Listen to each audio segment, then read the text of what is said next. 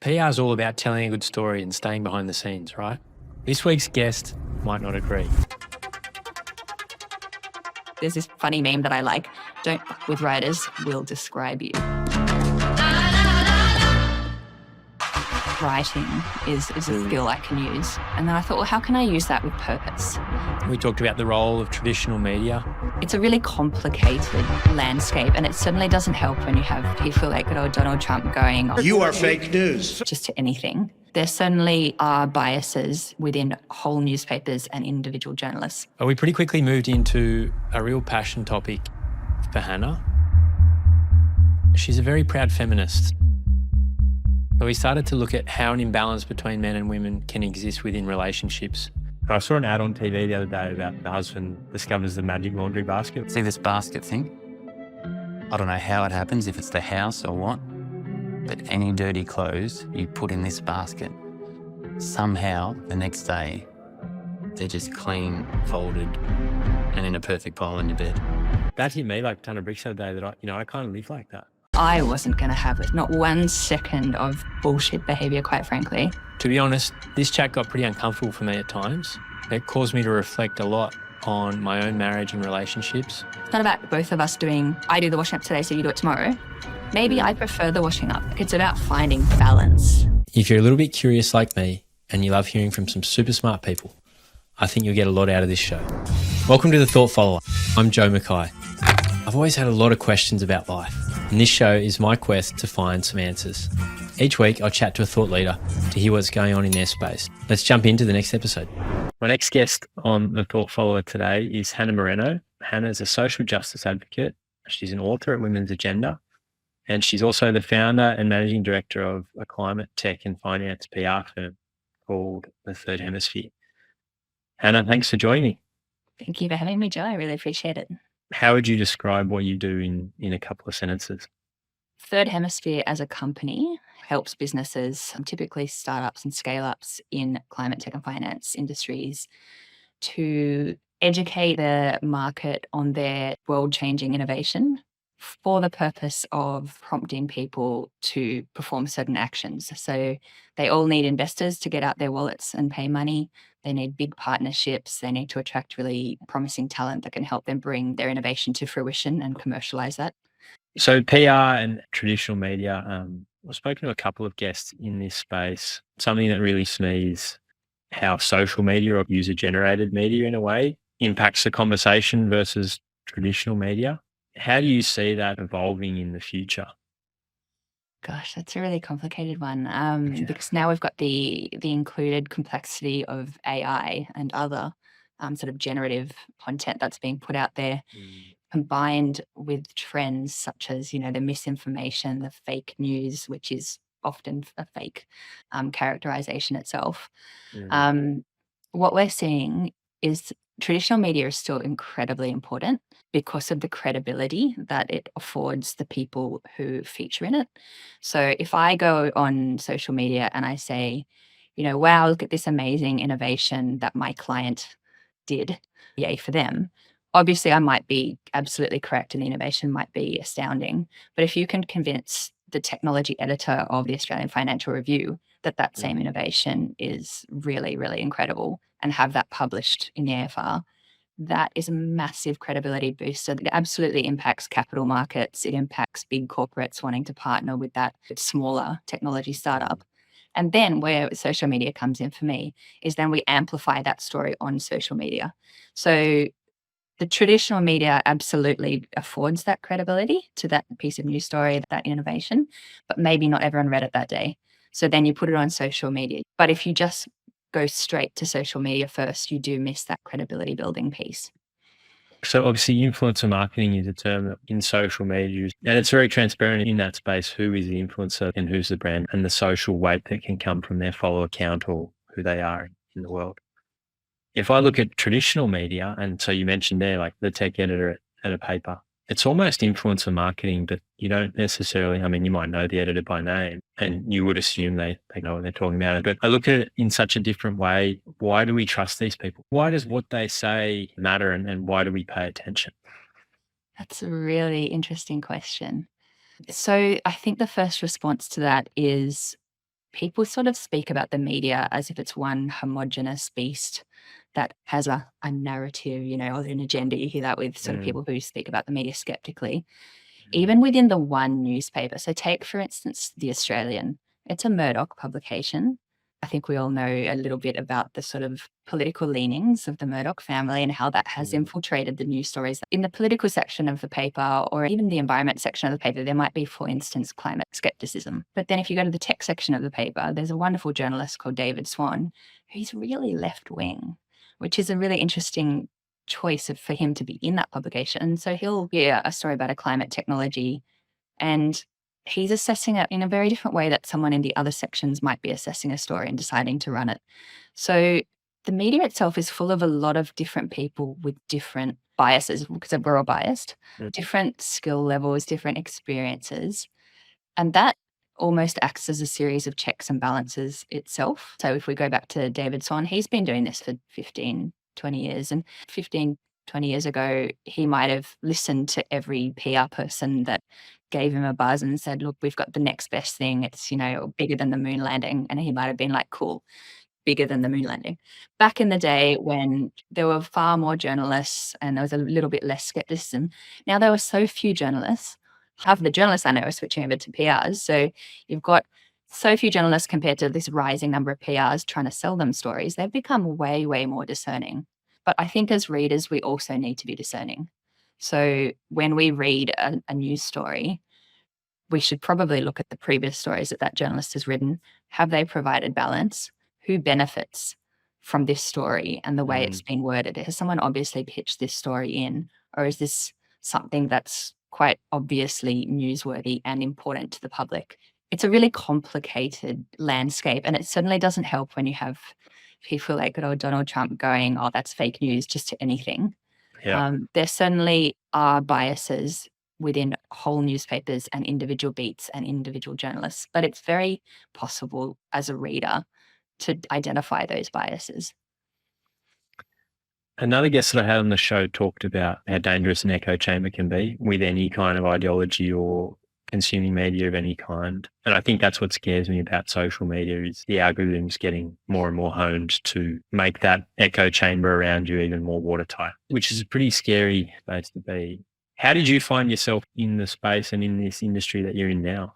I'm an avid consumer of social media, and every now and then I'm like, wow, everyone really agrees with my perspective. And then I have to go, no, Hannah, that's the algorithm that Facebook is throwing at you. That's, every story is feminist or every story is pro climate change action. I think as individuals, we can overcome that by ensuring that we are subscribing to voices that we wouldn't necessarily be exposed to otherwise. And there's a limit to this. So an example of that for me is I'm very blonde, blue-eyed, white Caucasian. I live in Manly, which is a very white area. I did grow up in a far more diverse community out west. But now, if I wanted to, I could absolutely have this sort of racism doesn't exist. Not my own personal bias, but my world that with all of the news I consume could tell me that. And so I deliberately have joined a few groups where it's people of color, where they're talking about things. And I go in those groups, I watch and read. I don't interject. It's not my place. I'm not there to tell them anything.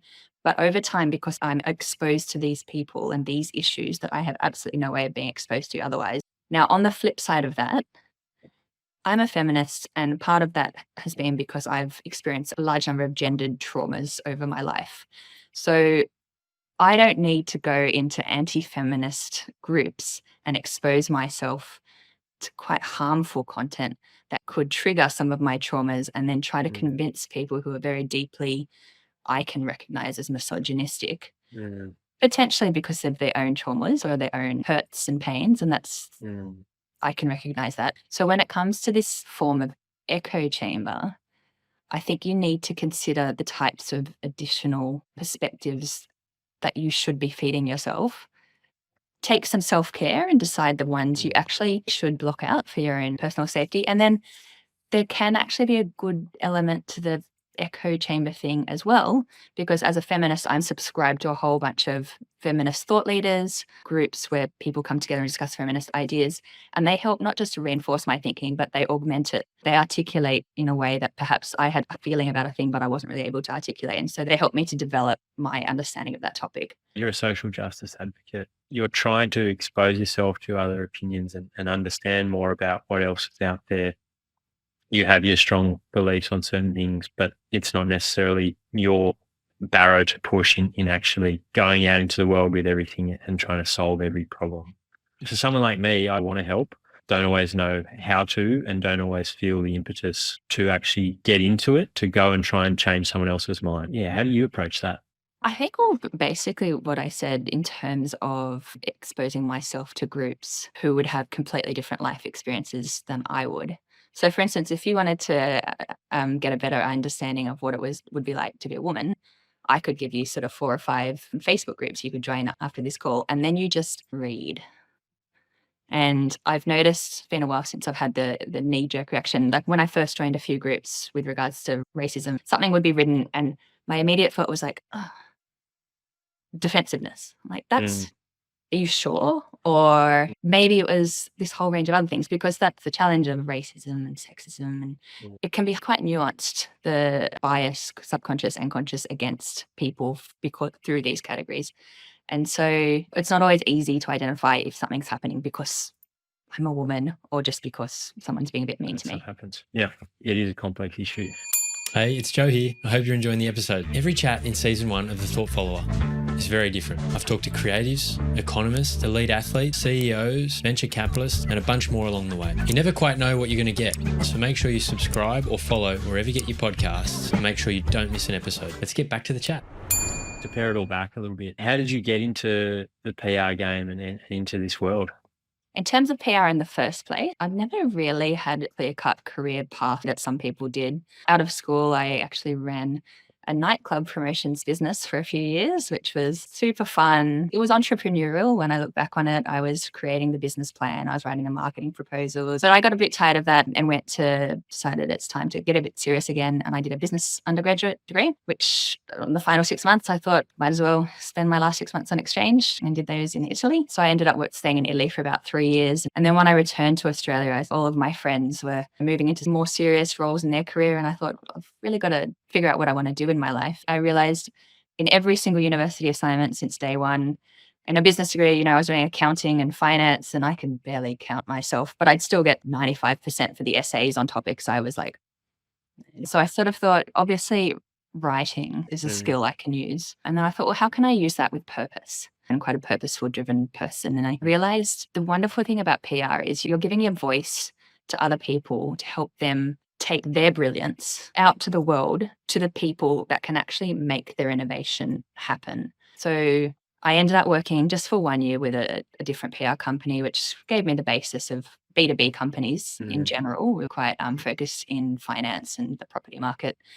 But it was actually my social justice advocacy on Facebook that got me the opportunity to start Third Hemisphere in the first place, because I was just being my usual self, debating those types of issues. And an acquaintance from high school paid attention and noticed, and she said, well, why don't you apply these social justice advocacy and argumentative skills, skills of persuasion, I like to call them, in a professional setting, helping on behalf of clients.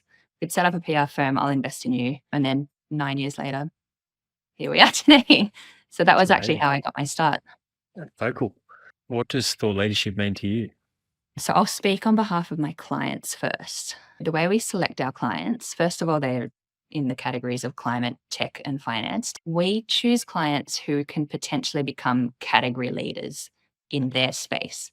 So I'll give you an example of that. One of our clients, Cicada Innovations, they were Australia's first deep tech incubator. They should have been the spokesperson for every single technology story in the AFR, in the Australian, in the SMH. But they were basically unheard of when I met them. And I think the first story I wrote for them was actually, I pitched in, here are 6 startups in a top secret incubator you've never heard of. That was us sort of trying to create some mystique to explain why no one actually knew who they were. In those last 6 years, We've put out every milestone their incubatee companies have achieved. And these companies are curing cancer. They're just doing amazing things. They're working on clean energy sources. But simultaneously, we worked on the profile of Sally Ann Williams, the CEO. She's now reached a point where we've actually, through our writing, our first person editorials in the AFR, she's now an AFR columnist. And so when an issue of national importance comes around, like the national budget, the appointment of a new technology minister, and the appointment of our actual prime minister, Sally is the one whose voice is heard on the topic. So a notable example of that was Sally Ann wrote the editorial, which was published the day after, in the text section in the AFR, the day after Prime Minister Anthony Albanese became the Prime Minister, explaining to him, these are 6 things you need to do to ensure the tech section in our country thrives. There's no better example of thought leadership than being the person who stands up for your industry and tells the Prime Minister of your country how to make sure your industry thrives. That's pretty powerful stuff. Who's one thought leader that you follow and why? Obviously, I'm going to choose my most feminist possible option. So I've just started following a woman called Zorn Villeness. She's an American author, feminist, and mother. I would advise, if you want to get your feet wet in hearing other people's perspective, that's someone I would advise you to go in and follow on Facebook. She speaks about all of the ways that marriage is actually predominantly quite harmful for women, in about 95% of the cases, with facts, with evidence. And then all of the people on there actually speak out and talk about their situations as well. She dispels so many myths that we have about women. So a recent one, for example, women drivers. We all know women can't drive, right? Except the data does not support that.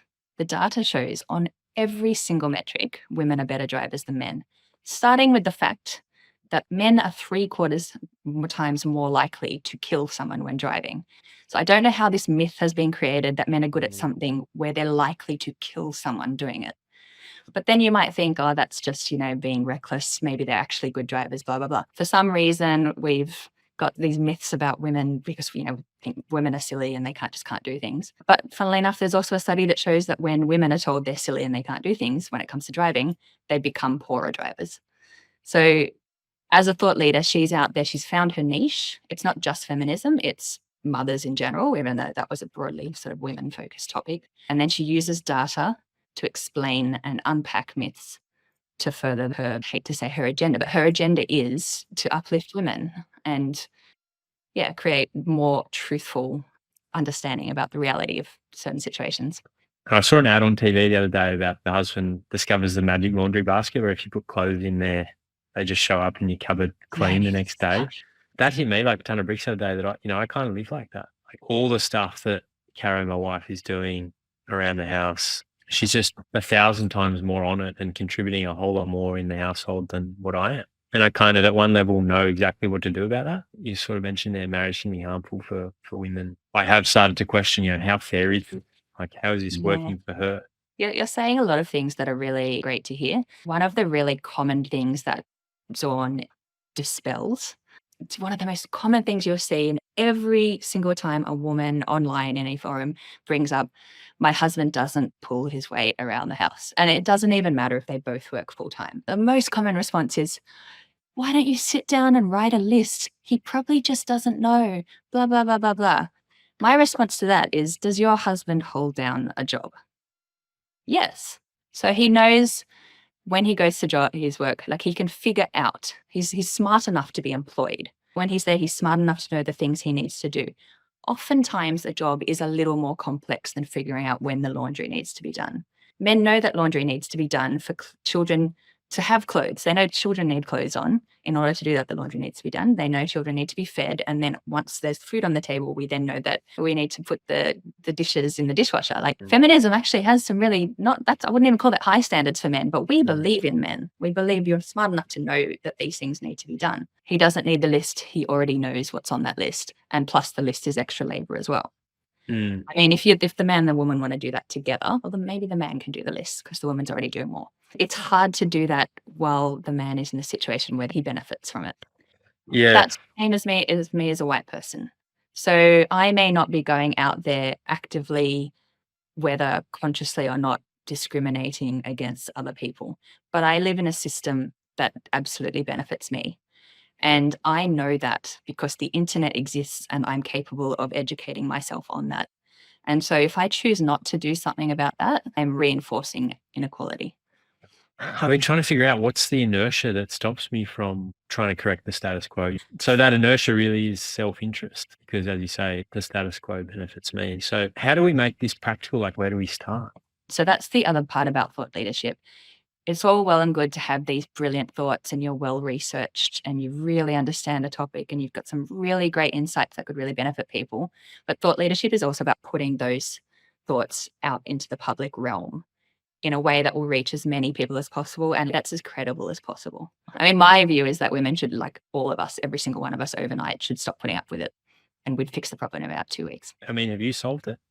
Have I For solved it? you, like in your relationship? In our like, relationship? Yeah. Yeah, so when I met my husband, Jeremy, I'd come from a really bad relationship. It was a domestically abusive relationship. But the ensuing counseling that I needed to go through to do that, combined with my years of exposing myself and reinforcing these feminist objectives, combined with following people like Zorn, who didn't just echo my feelings, she proved them to be statistically valid. I wasn't going to have a second, not 1 second of inequality or bullshit behavior, quite frankly. Like, I would have absolutely preferred to remain single, and women are happier when they're single. I was going through the process of freezing my eggs. I was literally done. And then I met this wonderful person called Jeremy, and quite frankly, and he knows this, first date, I thought I was going to get a client, did some online sleuthing, and I found out he was very heavy in the ecosystem as well. And so I was like, oh, great. Don't need a man, but he might, we'll see where this ends up. And just by being completely honest about these sort of concepts, he had already dated a girl who was feminist, but not quite as maybe forthright about it as me. I'm not sure. I guess he had a bit of a background. His mum did an amazing job raising him. So I was not willing to put up with anything, but he was open. So that was another point. And he is straight, white, able-bodied, cisgender, socioeconomically advantaged. He grew up in Mossman, between Mossman and Manly and Bondi, like all of the privilege. And yet there was something in him that was able to be quiet and listen. We have had to adjust. We run the business together. And then with the birth of our first child, Bodhi, it was a really challenging time for us because we couldn't just switch the business off. So I had about 2 weeks of maternity leave. And he had about 2 weeks of paternity leave as well. And then we just raised a newborn and ran a business from home together. And there were teething issues. There are times when I get the shits about unequal distribution of labor, but that's when we kind of figure out, it's not about both of us I do the washing up today, so you do it tomorrow. Maybe I prefer the washing up. Whereas he has I'm an introvert, so I get quite tired with our son, who I love dearly, but it takes away my energy. So he spends a lot more time putting our son down at night, which is quite emotionally exhausting for me, or playing with him while I clean up. Like, it's about finding balance as opposed to equality of participation in every single thing. 100%.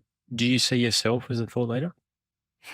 I haven't for a very long time. I do my casual, social media advocacy, and probably within online spheres with my friends and stuff, they know me to be that type of sort of outspoken person who does speak up on topics. In the last year, I've leaned into the idea of myself as a thought leader, as the managing director and founder of Third Hemisphere. So what that's looked like is, you mentioned I'm a writer for Women's Agenda. That's only sort of occurred in the last year or so. So I've taken some of those comments I might have written in response to other things on Facebook and actually thought, let's put together a whole coherent piece on this. And then next time some idiot needs that explained, I can send them a link to an article. I am developing my thought leadership potential at the moment. Why? Number one, because I want to be more effective in getting my message out there. So sort of that example I just gave there, why I write 2 or 3 sentences to just one guy on Facebook when I can explore the topic in depth, get my own thoughts clear about it. Once it's on the page, however many people will read that. But also next time I have a conversation with someone like you, I have those thoughts a bit more clearly kind of worded. And number 2, because it's so powerful for the business. Third Hemisphere, I founded it myself 9 years ago with my entrepreneurial friend who's since exited. Jeremy joined 4 years ago. And so we sort of testing the waters, growing, running it myself like a freelancer But in the last few years, we've grown to 6 staff. We're about to enter Singapore and Southeast Asia in general. We're looking to expand our services, the range of services. And so in order to attract the right people, like staff members, in order to attract the right clients, to then have this sort of coherent brand that we can talk about, I think we as a company also need to stand for something. We talk about being a climate tech and finance PR firm for leaders and innovators who are changing the world for the better. I think part of that is that company needs to also be led by someone with values who's willing to speak out, because that's what I'll do for my clients. Without my clients, their innovations themselves sort of speak for themselves. Solving the climate problem, that's a pretty big thing too. But if they want to talk about how the climate problem specifically affects socioeconomically disadvantaged countries, and that's a real passion of theirs, I want to help them figure out the way that they can do that in a way that's really credible. Because as well, as soon as you have an opinion, you're going to have people who disagree with you. So you need to have that opinion in quite a robust, credible, defensible way. Basically want to be speaking the talk. And what I found, now that I'm a really, really outspoken feminist, I've really put my values on my sleeve, that acts as both a beacon and a deterrent. So if I get up there and I talk about the unequal distribution of domestic labour, and I provide a really robust argument and statistics that demonstrate that this is an actual situation that's occurring, and that turns someone off, a potential client, yeah, good riddance. I don't need you. Yeah. I don't want to be talking to you and spending my time uplifting your voice. Yeah, absolutely. I think, and that is one thing I've noticed when you are vocal about what you stand for and what you believe in. Yeah, you're attracting the right people, and as you say, you're deterring the wrong ones. Talk to me a little bit more about this idea of authenticity, whether it's in leadership or in business, seeing values-led, mission-led companies having a lot of success. What do you think that means? Like, are there any complications to that for these leaders putting themselves out there authentically? When I did my business undergraduate, we were doing shareholder maximization. Like that was the aim of the company. I don't recall any subject about ESG or values, or even like marketing subjects where there was any concept that maybe we could align ourselves as to values even for the purpose of increasing sales. There was none of that. So I'm really pleased to see the business community moving in that direction. Obviously, there's a bit of skepticism for some. You see it in Anzac Day where people really get it wrong. And you see big companies like trying to leverage this thing, and people are like, don't leverage something that's really, really sensitive to our nation's history to get a few more sales. It's a tricky one because the companies doing that might have genuinely cared and wanted to express a sentiment and then just got it wrong and hurt people in the process and hurt their own brand in the process. But that's actually going to be something that happens when you speak out. If you speak out consistently, you're probably going to get it wrong at some point anyway. And then that next step is what you do in response to that. It can be more powerful. I've just started my speaking out situation, so I haven't yet had anyone write to me and go, the way you wrote about X, Y, or Z was really insensitive. But I absolutely know that if that's the case, I'd want to put out a retraction, an apology for the hurt caused, and work out how I can learn from that and avoid it in the future. And that goes for brands as a whole and for individual leaders who speak out and might just be a bit insensitive. If everyone's just all guns blazing all the time with what they believe in, I just see that taking us really quickly to a lot of division in society. What do you see happening there?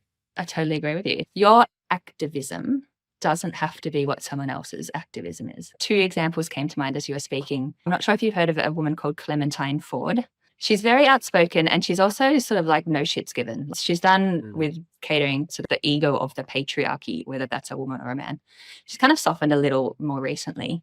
She's someone who has probably grated people a bit the wrong way, but she's also inspired so many people. Everything she says is correct, but she sometimes delivers it in a way that doesn't take people on the journey or doesn't, cater to people's feelings.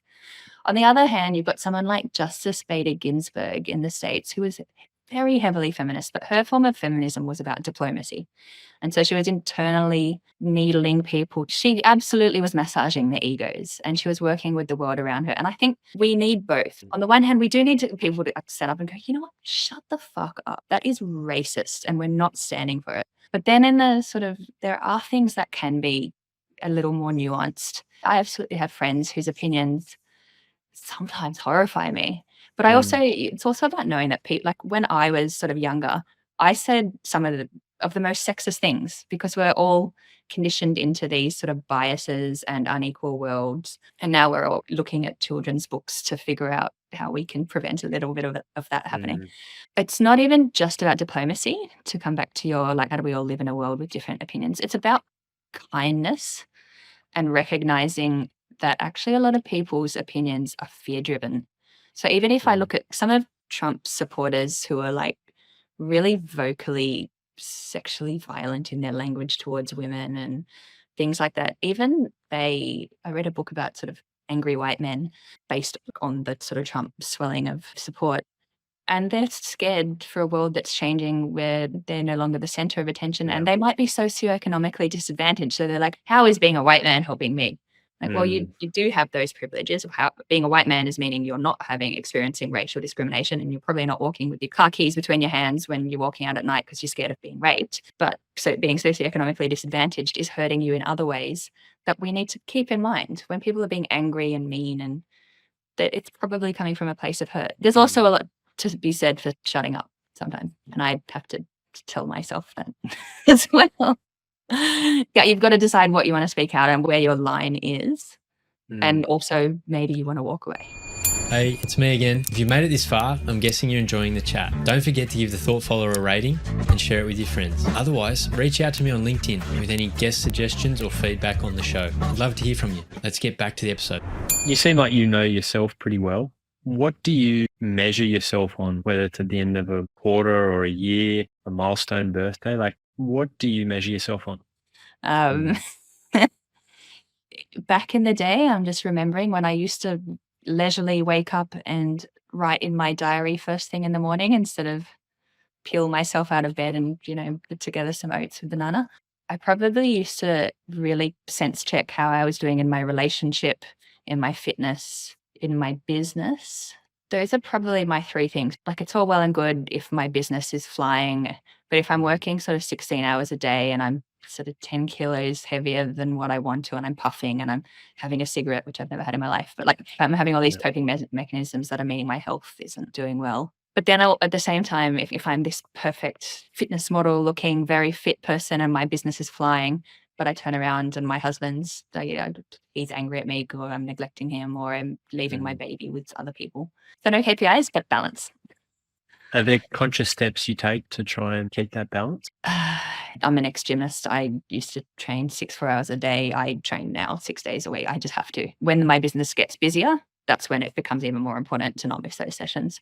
We just have to do what we have to do. I still do wake up early, and instead of don't really do the diarizing anymore, I get the biggest, hairiest chunk of writing done, as my brain might deplete during the day because other things will turn up and happen. At least I know I've gotten that really big, important brain requiring bit of work done. And then if we have to work on the weekend, that's just what that week is. And then we try to have a bit of a relaxed week than the week after, if possible. It's different periods and different dimensions on any given day or week or month. And it all depends on if he sleeps at night. Honestly, if it's a good night's sleep, we're all happy. We can all figure out life. We can take whatever comes. But if he decides to scream 5 times during the night. Yeah, any parent out there will know that feeling. It all hinges on that little person in the next room. Yeah, well, one of our employees is this massive fun run early morning PT thing. And he's like, do you guys want to come? 6 a.m. We watch the sunrise, blah, blah, blah. I'm like, new parents don't wake up early on purpose. Yeah. If I can wake up early, like, yay, I'll probably do some work, but we don't schedule it in because we have no control over whatever happens during the night before that 6 a.m. PT. Talk to me a little bit about your writing skill. How do you improve that skill, or where has that skill come from? How have you developed it over time? I got it from my mama. My mum is so talented. She's the only person who's really corrected my grammar in this world. I literally text my mum when I'm writing an AFR editorial on nuclear fusion or whatever bizarrely complex topic someone allowed me to write that week. And I was like, is it sentence A or B? And then she'll come back and let me know with a really long, detailed explanation. Writing is more than grammar, though. When it comes to PR, it's a really interesting challenge because you've got several really critical stakeholders. So to take the nuclear fusion example, one of our clients is HB11, Australia's only laser nuclear fusion company. They're trying to save the global energy crisis. And they're paying us a fairly sizable retainer for what, they're startups and scale ups. They're not Combank chucking money away that they're not even noticing. It means something to them. So we obviously have to make every single piece of writing that we do for them really commercially valuable. They need funding. And they need to dispel myths about nuclear fusion never, ever being something that can be commercialized. They need to dispel myths about it being dangerous. Fusion and fission are very different things, but the average person on the street who might be the average investor doesn't necessarily know that. So we've got all these really critical things we need to write in this 800-word editorial that we then need to put in front of Paul Smith, the tech editor at AFR, and he has to like it too. So what a client likes and what the tech editor at the AFR likes are very, very, very different things. And so you've got to have both of those hats on. And then you've also got the timeliness piece. So it would be really silly of me to be giving him that thing on nuclear fusion when a new tech minister has been appointed and there's all these controversies and blah, blah, blah. And that's everything that people are talking about. So there's a range of things you need to be working on. And that all needs to be reflected in the writing, which is why we've found it hard to hire journalists in PR. Because journalists are very used to exploring issues for the sake of exploring the issue and providing a really balanced perspective on both sides and kind of giving a neutral sort of situation and letting the reader make up their minds. We absolutely can't have that. We need the reader. We need to make up the reader's minds critically, because it's going to then help, really important innovations make their way from the lab and to the households and the industries where they can literally benefit millions of people globally. But then also sometimes we work with fintechs who have consumer products. And so we're writing 3 top tips to help reduce your energy prices. And it's like fun and lighthearted, and it's a really different approach. I've been flexing my writing muscle recently and getting better at it. And I find there's really great joy in getting a message, a story, whatever it is, as simple and concise as possible. Like using an easier word rather than a harder word and some of that stuff. That process I see just being almost completely undone by AI in its current form and things like ChatGPT that is just pumping our reams, the bottomless pit of content and more words. I'm really excited about that coming full circle and the human editing process, the insight that's needed to distill it down into its most atomic form. How do you see AI impacting your space? I am very curious to see how it's all going to work, how it will all evolve, actually, because at the moment, whatever's happening right now is just sort of rubbish. I also write a column for Stockhead, which gets published in The Australian. One of my upcoming columns is going to be on AI. And I recently interviewed Dr. Katrina Wallace, who's a sort of an AI expert on it. And I came away just thinking this topic is so incredibly complex. To come back to your comment about, choosing the more simple word, I recently did a bunch of grammar courses which actually show you how to do that very technically. I imagine AI at the moment could probably do that. Like if you tell AI, write 800 words on nuclear fusion, if you know the tricks of making your language simple, you can tell AI to do that for you. So take nominalization. It's where you change a verb to a noun and it just makes it bigger. So managing something versus management of little grammatical things. I think AI is quite good for that. What AI can't do is what I just described before. So when I said HP11 Energy has all these commercial goals, they're really nuanced. There's a whole bunch of myths they need to dispel. We also then need to make this newsworthy for this guy over here. He doesn't write things, so we don't have his stories. He has to accept our first, byline piece. Go ahead, make that happen. Yeah. Not a chance. The big issue with AI, Dr. Katrina Wallace, the AI expert, talked about was bias and hallucinations. Basically, I think where AI doesn't really know the answer, makes up the answer based on like a few different data points which it thinks could be the answer. Yes, it doubles down on that. And then that then gets fed back into the internet. And then the next day AI goes, oh, this guy said it's true. That is scary. I mean, I've used it in a marketing context and you're designing it to maybe leave space for like a customer testimonial. And it just writes a testimonial for you. John Smith at Acme Company, but from a real sounding person, from a real sounding business, said this, and you realize you've breached AI on a completely random thing. Like you could be using this for anything. It is a bit of a worry. I think there's some applications in those simpler sort of marketing, but there wouldn't be anything strategic about that. So if I get a testimonial from someone like HV11 energy. That testimonial will be about the fact that they had this really difficult landscape. They had to convince investors that without the investors, blah, blah, blah. I walked into my first room with investors. They knew who I was because they'd read 6 stories that Third Hemisphere had produced over this time in this paper. AI doesn't know that.